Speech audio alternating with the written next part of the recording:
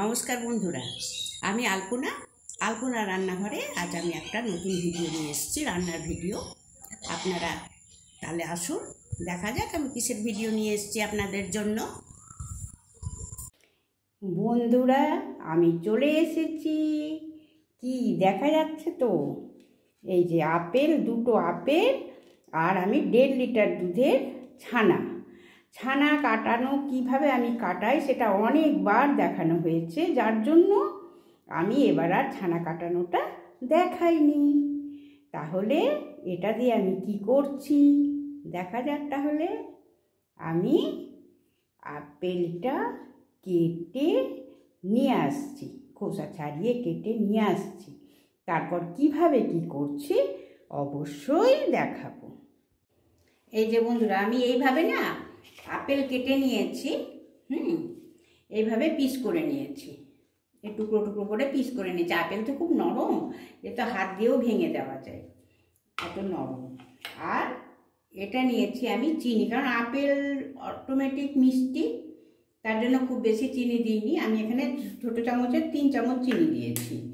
আর দিচ্ছি এই যে ছানাটা, এইটা আমি 3টে একসঙ্গে ভালো করে মিক্সিং বলে পেস্ট করে নেব। প্রথমেই আমি পেস্ট করে নেব।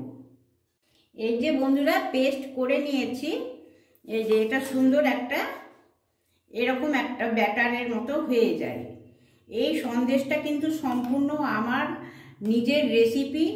আমার হঠাৎ করে মনে হলো দেখি তো আপেলের রেসিপি কেমন হয়, সন্দেশ করে দেখেছিলাম, দারুণ হয়েছিল। তার জন্যই আমি শেয়ার করছি বন্ধুদের সাথে। আমি অলরেডি ফ্রাই প্যান বসিয়ে দিয়েছি, আর এতে আমি সামান্য পরিমাণে দেব আলপনার রান্নাঘরের ঘি। কারণ ঘিটা দিচ্ছি কেবলমাত্র একটু কড়াতে যেন না লেগে যায়, তলা ধরে না, তার জন্য একটু ঘিটা এই ব্রাশ করার মতো করে নিচ্ছি।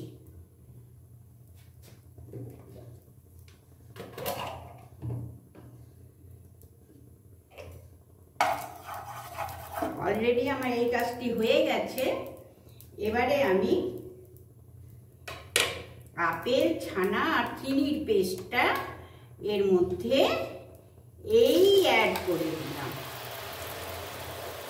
গ্যাস কিন্তু একদম লো ফ্লেমে থাকবে, হ্যাঁ। আর দিয়ে সমানে এইভাবে নাড়িয়ে যেতে হবে। এটা এইভাবে নাড়িয়ে করে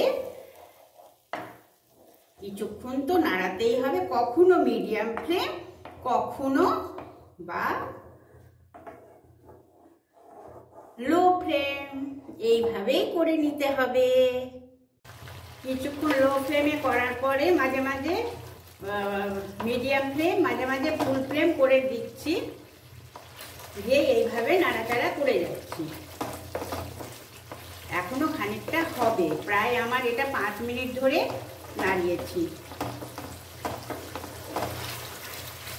এবার একটা জিনিস দেওয়ার সময় হয়েছে, যদি ছোট এলাচের দানাটার পাউডার ভালোবাসেন তাহলে সেই পাউডারটা দিতে পারা যায়, বা ভ্যানিলা বা কোনো এসেন্স, যে সেন্টটা যেই ফ্লেভারটা ভালোবাসেন সেই একটা ফ্লেভার দিলে ভালো লাগে। আমি এতে একটা ফ্লেভার দেব।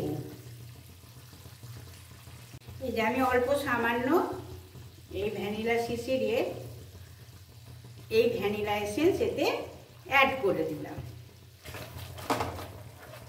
একটা ফ্লেভার হলে বেশ ভালো লাগে।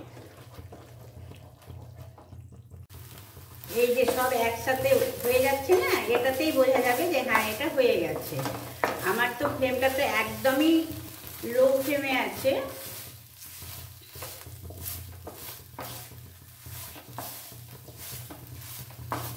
খুব বেশি টাইমও লাগে না, কিন্তু খেতে দারুণ হয়। এখন তো শীতের শীতের সময় কিন্তু ঘরে ঘরে প্রায় আপেল থাকেই। একটু বানিয়ে দেখবে বন্ধুরা, খেতে কেমন লাগে। আমি সব বন্ধুদেরই বলছি। আর মিষ্টিটা সম্পূর্ণ নিজেদের ওপর নির্ভর করছে। কেউ যদি হালকা মিষ্টি খায় তো হালকা, আমাদের একটু হালকা মিষ্টি করি কারণ আমাদের বাড়িতে সুগারের পেশেন্টের জন্য। কেউ ডিপ মিষ্টি খেলে ডিপ মিষ্টি করবে, হ্যাঁ। কারণ ভিডিওটা করে ছেড়ে দেওয়া তো নয়, এতে কি হবে, বাড়ির মানুষদের খেতে হবে তো, তাই না? এই যে একদম কিন্তু সেরে যাচ্ছে। এইভাবে আমি আর এই কয়েক সেকেন্ড পরে এটা নামিয়ে নেব। আর কয়েক সেকেন্ড বলেছিলাম না বন্ধুরা, সেকেন্ড না, এটা প্রায় 1 মিনিটই করে নিলাম। এই যে একদম কিন্তু জড়ো হয়ে গেছে। এবারে আমি গ্যাসটা অফ করেই দিলাম। এই সার্ভিং প্লেটে আমি নেব তো, এতে আমি কিন্তু একটু ঘি বুলিয়ে দিয়েছি, একটু হাতে নিয়ে পুরো প্লেটটাতে ঘি নিয়ে নিয়েছি, হ্যাঁ। এবারে আমি সন্দেশটা এইভাবে নামিয়ে নিলাম। এতে ঘি দেওয়ার ফলে একটু কিন্তু লাগেনি কড়াতে, হ্যাঁ, তা না হলে হয়তো লেগে যাওয়ার ইয়ে থাকে। এটা আমি একটু সাইড করে নিচ্ছি। এই একটা এইভাবে আমি শেপ করেছি, আর একটু করে কাজু কুচি করে নিয়েছি, হ্যাঁ। কাজু কুচিটা একটুখানি না ইয়ে করলে তো ভালো লাগে না, না? কোনো সন্দেশের কোনো এর ওপরটা যদি একদম সাদামাটা থাকে তাহলে কিন্তু একদমই ভালো লাগে না, আমার তো ভালো লাগে না। আমার সার্ভ করতেও ভালো লাগে না। আর এতে একটু টেস্টও হয়, বেড়ে যায়, একটুখানি কাজুর কুচি মুখে পড়ে।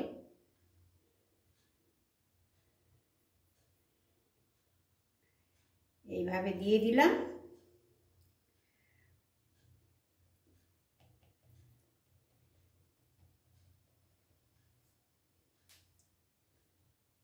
এই যে বন্ধুরা সুন্দরভাবে হয়ে গেল।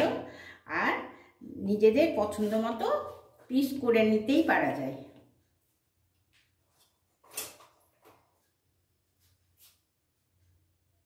এই যে বন্ধুরা আমি এইভাবে পিস করে নিয়েছি, এই যে এইভাবে পিস করে করে নিয়ে বরফি করে কেটে নিয়েছি। এইভাবে তুলে নিয়ে সার্ভ করে দেবো, ব্যাস হয়ে গেল। কেমন লাগছে কমেন্ট করে জানাবে বন্ধুরা। তাহলে আমি কমেন্টের আশায় রইলাম। হ্যাঁ হ্যাঁ বন্ধুরা, একটা করে লাইক, আর নতুন বন্ধু প্লিজ প্লিজ প্লিজ একটা করে সাবস্ক্রাইব। তাহলে আজকের মতো বাই, টাটা।